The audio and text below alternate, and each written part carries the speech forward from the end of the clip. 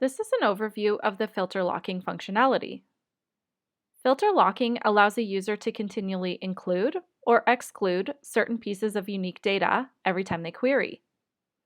Individuals might want to always include or exclude certain data because they look after a particular division or business organization. I'm going to show you some examples of why and how filter locking works.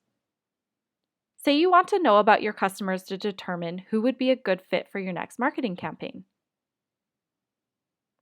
Let's go into filter locking here, and let's put that we're only interested in customers in the Midwest region. You can see that there are filters for Midwest for customer, vendor, and a few others. Here you can pick the correct one that you're looking for. We're looking for customer region, so I'll lock that one. Now what this means is every time I ask a question, it'll only include customers in the Midwest region.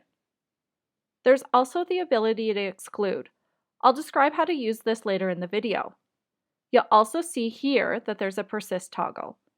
What this means is when it's toggled on, anytime I log back in and come into the web app, this filter will still be locked for me. If you only want to lock the filter for this session, then you can toggle off the persist and it'll only be there for this particular session. Once I have all the filters that I want to be locked, I can close this menu and then I'll see a little indicator here to show me that I have locked information. Now if I ask the exact same question, all customers, you'll see that the interpretation has a filter locked for the Midwest customer region. As we review the data, you'll see that there are some blank fields under gender. If you want to remove these null or blank values, we can go back into filter locking to exclude this blank field.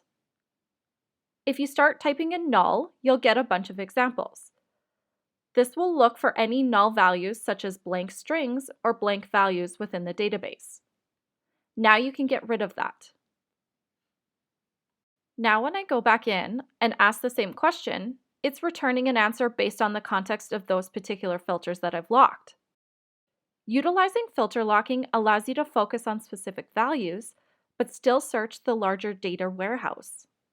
As you can see, there's a lot of flexibility and functionality for a non-technical person to get the data they need, but also to get rid of the data that they don't want, because typically it's the data teams who are normally having to do a lot of this work, whereas now it can be put in the hands of the non-technical business user.